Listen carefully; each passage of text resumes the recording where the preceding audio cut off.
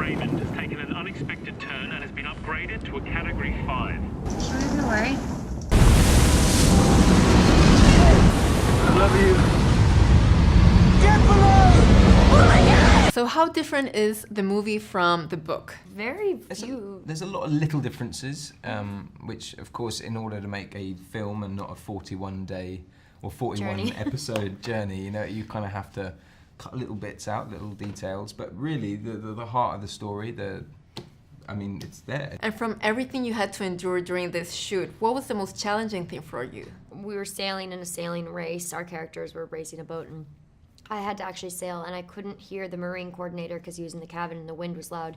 And the helicopter, our director is very daring and likes to get the best shots, which is wonderful, but also can be terrifying. The helicopter came so close to the sails that the wind gushed in and tipped us pretty far over. I just remember being terrified because I could see Sam at the front of the boat, and all I kept thinking is, don't kill Sam. I had got a really bad foot infection, and it kind of was getting worse and worse and worse. But it was a day that we were doing like the proper hardcore sailing, so I was running back and forth to the front and the back of the boat, and like I could barely walk, you know. So it was a really difficult day. But truthfully, we couldn't hear a thing.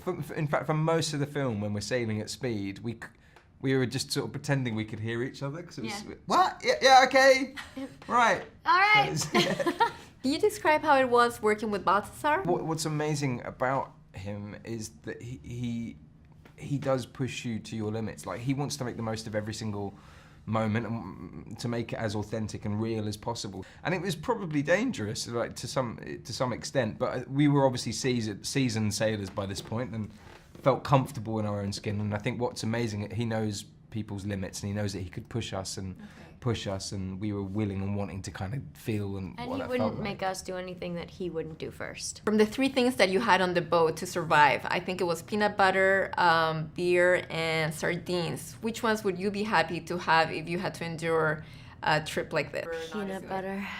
The beer, peanut butter, for sure. But hot beer?